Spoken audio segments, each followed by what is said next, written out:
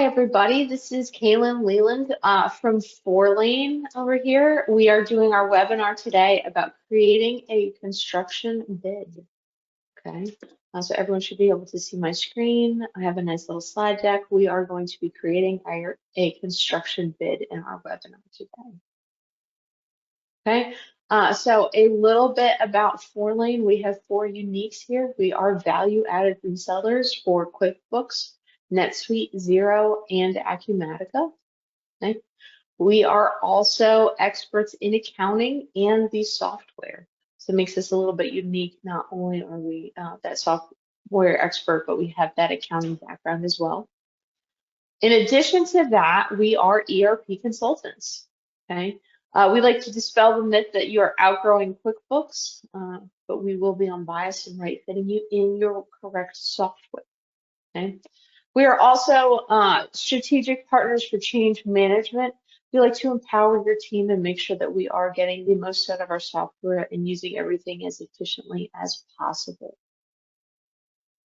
Okay.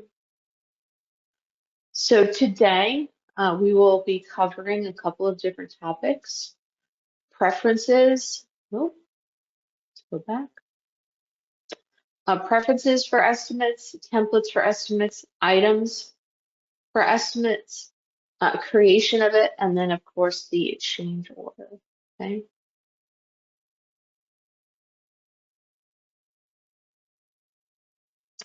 Just a quick recap for everyone who is attending the series. The QuickBooks Enterprise Future courses.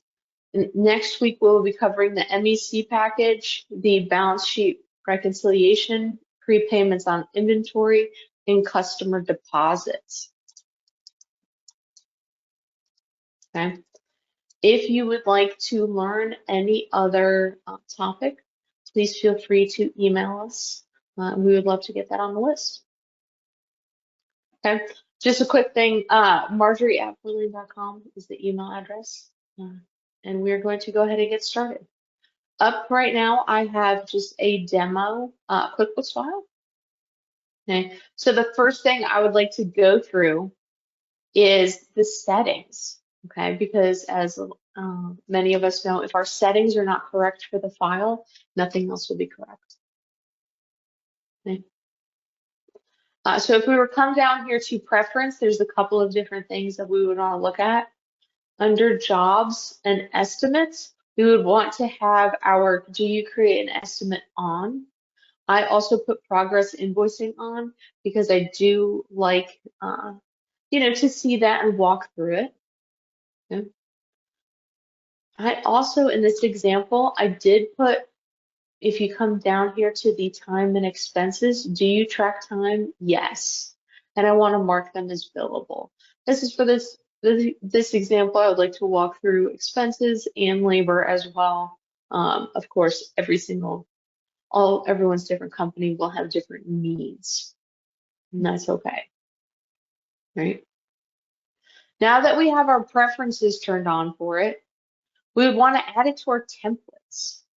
Okay, we want to have these options of adding construction bids to our templates, which is going to be so exciting and awesome. So if I come down here to my estimate, I have this custom estimate right here. I'm going to go ahead and click on additional customization. And of course, here in the templates, you can customize anything on the templates, headers, footers. Really what I'm going to focus on today is on the columns. I want to show the markup column, okay? So we have our costs that we are incurring ourselves. We have the cost of payment that we are sending to the customer and the markup. You will see on this, even though I am showing the markup on the screen, I'm not printing it, okay? So the customer doesn't know the markup. Okay, that is pretty important. We don't want to share that information with our customers, but we might want to have it and be able to adjust those markups or those pieces on our own screens and for our own financial information. Okay. So we have the settings, we have our templates. The next thing that we're going to want to look at is our items. Okay, so right here I brought up labor, okay, just for a labor item. You will see that I have made this item what's called a double-sided item. Okay, so I clicked on this box that says the service is used in assembly or performed by a subcontractor. So therefore, I can have an expense account and an income account. I have a cost for this item, and then of course the sales price. And you can see the markup or your margin right next to it. Okay. I've also for machine parts. Okay, so inventory parts inherently would have a cost of goods sold, and then of course our income. I just like to make sure that all of these pieces are filled out. And of course, while we're creating our estimate, we can make any adjustments as necessary. Okay. So if I come up to here to our customers, let's go ahead and create our first estimate. We're going to do in this example an estimate for Trees Unlimited, right? We're going to have the template custom estimate because as you see over here from our markup column, we can see that here. So what we want to do is put in some labor. We're going to have some labor and some parts. Okay. Note that as soon as I clicked on labor and parts, right, we do have our rates, our markups, and our totals right here. Okay. And then of course down at the bottom we have subtotal, markup, and then actual total. These pieces, and I keep saying about this markup column, it's so important to make sure that we have our margins when we are estimating for jobs, right? So we have our margins, we have what our intention is going to be, and then ultimately we want to have job costing at the end of it to make sure, did we meet our margin, right? Did we estimate properly? So one of the things I really like about this construction estimate, this construction billing, is you're not only looking at what can you charge the customer, but you're also looking at what is it going to cost you, right? It's making you look at the whole thing all at once. Okay? So let's fill this out a little bit more. In labor, let's say we have 10 hours at $10 an hour, and we have 15 different machine parts, okay? Another thing about this markup column is you can change the base price. Let's say instead of 150% markup, we want it to be 200% markup. Okay. It will adjust our amount going to the client. Okay. So you can sit here and you can change your markups for whatever this labor, these machine parts are going to cost you to make sure that your margins are whatever dollar amount you would like them to be. Right. And then of course, ultimately charge the customer. But these fields you can change, you can adjust, and QuickBooks will do the math for it. In the markup column, in addition to the percentages, you can put a whole dollar amount. Okay, so if you don't want it to be, say, 200%, but you're like, hey, I really want to make $50, we can put a whole dollar amount in here, and QuickBooks will do the math and any adjustments we would like to do. Okay. Another thing I want to show you is now that we have our initial estimate, right, it goes to the customer proves that they really want to work with us, they're excited about it. But they want to add on some things. Okay? If we come back here to, say, labor and add another 5 hours, we go ahead and save this estimate. This box shows up, add a change order.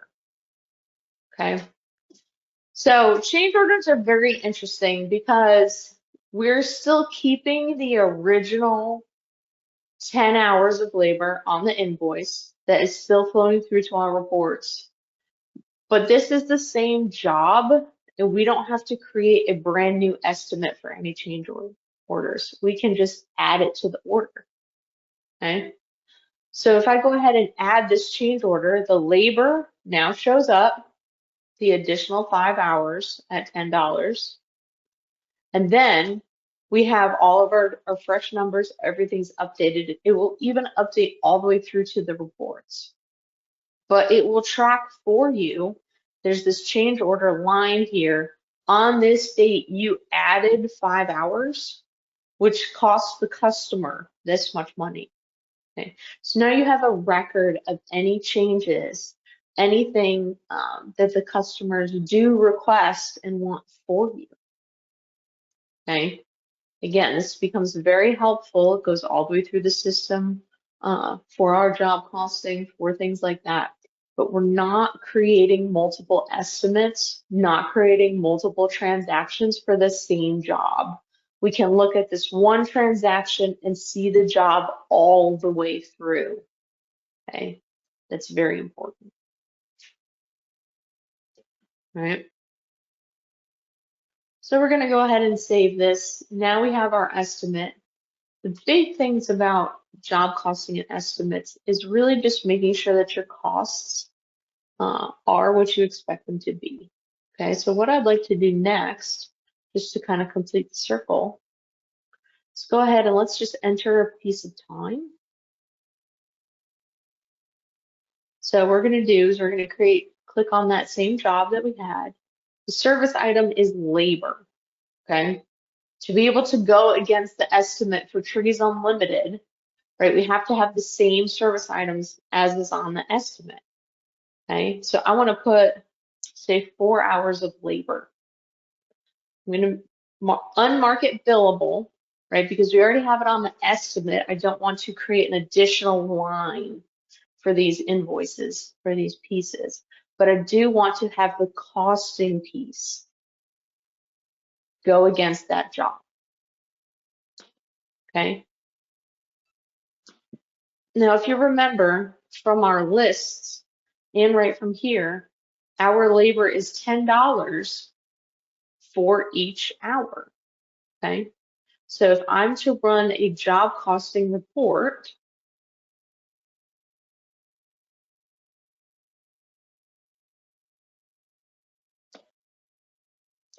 okay, let's do it for this month. We have our labor. Oh, I was playing with the system before. So we have our two estimates, right? Our original 10 and then our change order of 5 hours.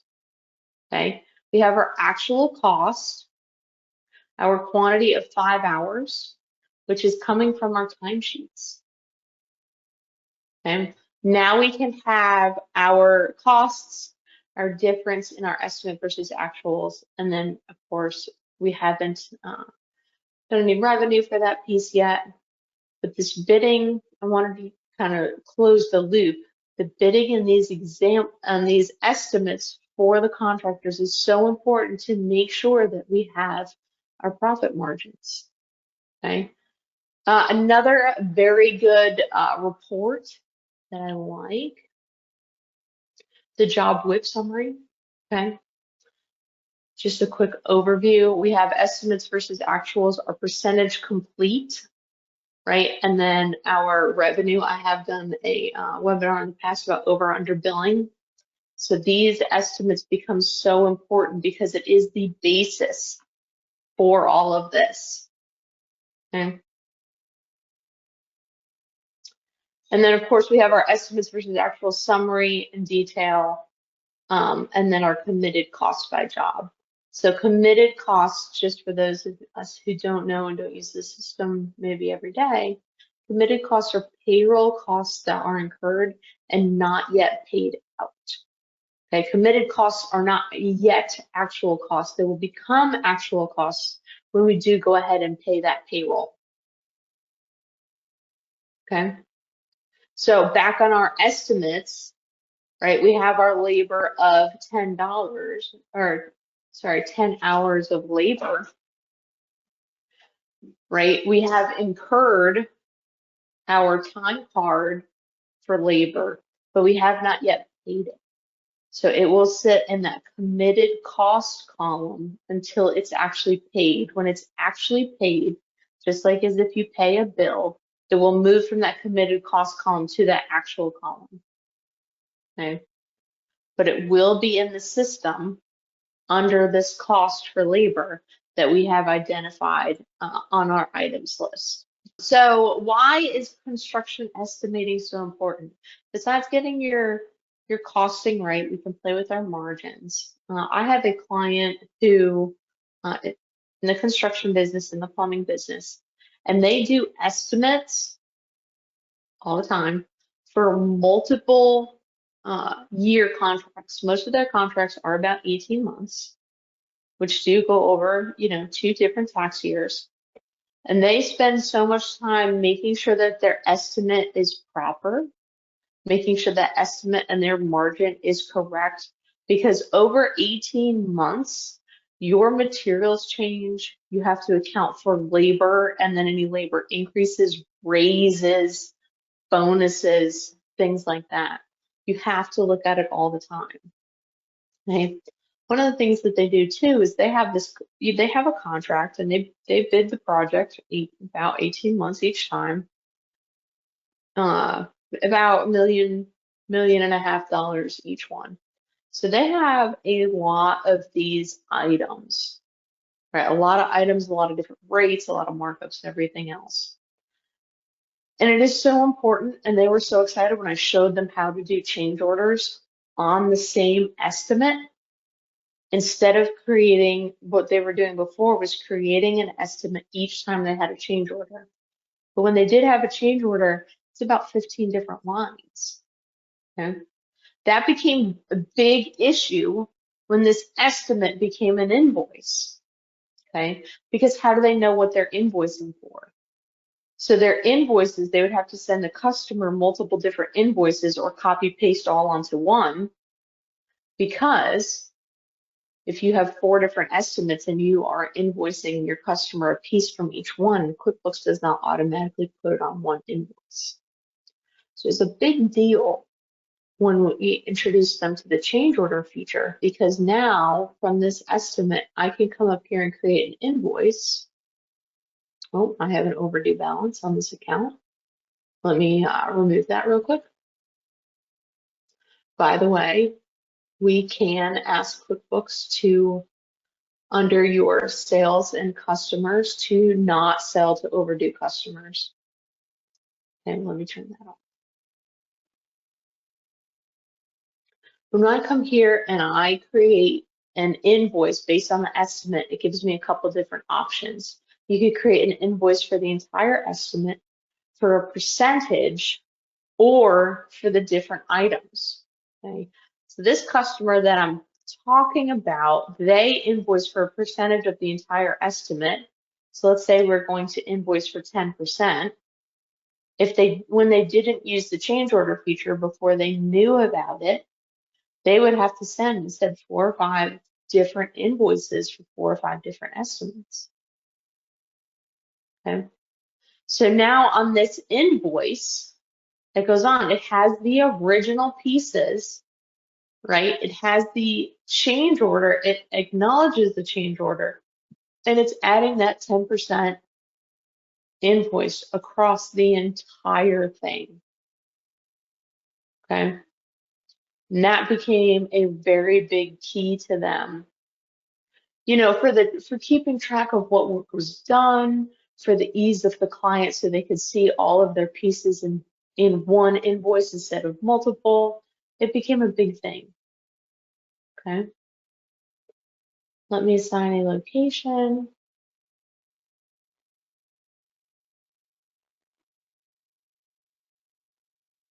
Okay. I also want to show, I'm going to show it on the invoice and then go back to the estimate for a second. If I print preview this invoice, not everything that shows up on this screen is client facing. So if you have contracts, you might have different types of things that you would like the customer to see. So right now I have just a demo company, right? I'm billing to Trees Unlimited. I show the estimated amount, the quantity, the rate, and the percentage that I'm billing them. Okay. It has the original up here and then the change order. All of that is currently visible to the client, but in your templates, you can pick and choose what is visible to the client. Okay. So now that I've invoiced this customer, let me go back to my estimate, since we are talking about estimates today. Okay. If I come here, right, remember our estimate has our markup and our costs on it. We might not want the customer to see that. If I come here to print preview our estimate, of course, we can add the item line if we would like to. But right now, I only have the quantity and the rate. So the customers do not have to see your internal costing, your internal markup. But we do encourage it for the reason of creating an accurate estimate and making sure that these projects do have good margins. And that's important. We would like to track it. And then, of course, any change order, any pieces does flow through to those reports on the other end. Okay, but it is really important to look at these screens, have all of these pieces up, but we don't have to show them. Okay, as a quick review for that, if we were to come back to the templates and customize our templates, on our columns, we have our quantities, our rates, we can have our amounts, our markup, but there is this column right here that says print. As long as this is unclicked, customers won't see it, right? But it will make sure that our math, our margins and everything is correct and as accurate as possible for us bidding the project, okay? Which is the basis of why we do business. So also we can have unclick the print screen on many of these different forms in QuickBooks. It really just comes back to what do you want to see on the screen? What do you want to calculate and have the system run through? But we don't have to have it print to those customers, okay? All right, we are coming towards the end of our time. I just wanted to give another quick pause if anyone else has any questions.